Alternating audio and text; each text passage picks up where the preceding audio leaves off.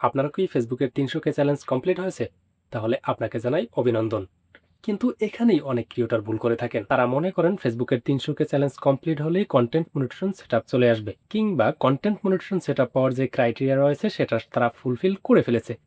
But বাস্তবে মেটা কিন্তু 300K challenge complete করার পর আপনার পেজটাকে এখন রিভিউ করতেছে। কিন্তু অনেক ক্রিয়েটরই জানে না এখন এই মুহূর্তে 300K চ্যালেঞ্জ কমপ্লিট করার পর আপনার এক্স্যাক্টলি করণীয় কি। তাই আজকের এই ভিডিওতে আমরা আপনাকে জানাবো 300K চ্যালেঞ্জ কমপ্লিট করার পর এখন এক্স্যাক্টলি আপনার করণীয় কি, কোন ভুলগুলো এড়িয়ে চলতে হবে। সো ভিডিওটি প্রত্যেকের জন্য খুবই গুরুত্বপূর্ণ।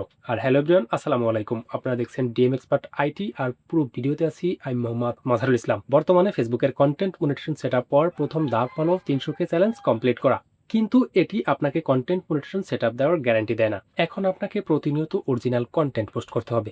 আপনার যদি 300K চ্যালেঞ্জ কমপ্লিট করার পর পোস্ট করা বন্ধ করে দেন, সেক্ষেত্রে আপনার পারফরমেন্স কমে যেতে পারে। এরপরে দ্বিতীয় কাজ হলো আপনার ভিডিওর ওয়াচ টাইম। আপনার ভিডিওর মধ্যে আপনার অডিয়েন্সদেরকে আপনি যত বেশি সময় ধরে রাখতে পারবেন, ততই মেটার কাছে একটা পজিটিভ সিগন্যাল যাবে। এজন্য আপনার কন্টেন্টগুলোকে এমনভাবে বানাতে হবে, আপনি যদি 1 মিনিটের একটা ভিডিও দেন, সেই ভিডিওটা যাতে কমপক্ষে একজন অডিয়েন্স 30 সেকেন্ড করে দেখে। সেক্ষেত্রে আপনার অডিয়েন্স রিটেনশন ভালো আসবে, এবং মেটাও যখন আপনার পেজটাকে রিভিউ করে দেখবে আপনার অডিয়েন্স রিটেনশন বেশি, তখন কিন্তু আপনার কন্টেন্ট মনিটরেশন সেটআপ হওয়ার পসিবিলিটি অনেকাংশে বেড়ে যাবে। তৃতীয় কাজ হবে প্রফেশনাল ড্যাশবোর্ড নিয়মিত ভিজিট করা। আপনি যদি একজন ফেসবুকের প্রফেশনাল কন্টেন্ট ক্রিয়েটর হয়ে থাকেন, সেক্ষেত্রে আপনাকে অবশ্যই প্রফেশনাল ড্যাশবোর্ড অ্যানালাইসিস করতে হবে। এখান থেকে আপনার লাস্ট 28 দিনের ভিউজ আপনাকে চেক করতে হবে, দেখতে হবে কোন দিন আপনার ভিউজ বেশি ছিল, কোন দিন ভিউজ কম এসেছে, সেই দিন আপনি কোন ভিডিও আপলোড দিয়েছেন বেশি ভিউজ হওয়ার কারণে, কোন দিন আপনার ভিডিওতে ভিউজ কম এসেছে, সেই দিন কোন কন্টেন্টগুলো দিয়েছিলেন। পাশাপাশি প্রফেশনাল ড্যাশবোর্ডে বেশ কয়েকটা ইম্পর্টেন্ট টুলস রয়েছে আপনার কন্টেন্ট অ্যানালাইসিস করার জন্য, সেই বিষয়গুলোকে আপনি প্রপারভাবে অ্যানালাইসিস করবেন।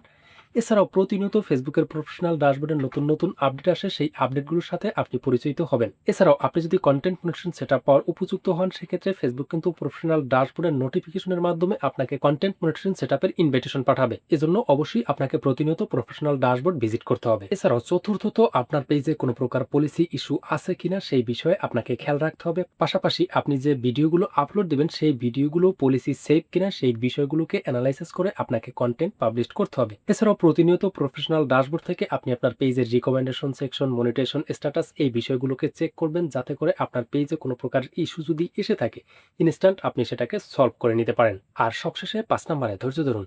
অনেক সময় চ্যালেঞ্জ কমপ্লিট হওয়ার পরও আপনার পেজটাতে মনিটাইজেশন আসতে অনেকটা সময় লাগতে পারে, কারণ ফেসবুক কিন্তু এখন আপনার পেজটাকে রিভিউ করতেছে। রিভিউ করার সময় দেখা যায় অনেকের পেজটা দ্রুত রিভিউ শেষ হয়ে যাবে, অনেকেরটা একটু দেরিতে হতে পারে। জাস্ট এই কারণে দেখা যায় অনেকের কন্টেন্ট মনিটাইজেশন আগে চলে আসবে, আবার অনেকেরটা পরে আসবে।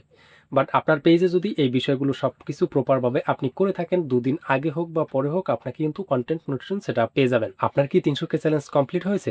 যদি হয়ে থাকে কমেন্টে লিখুন কমপ্লিট।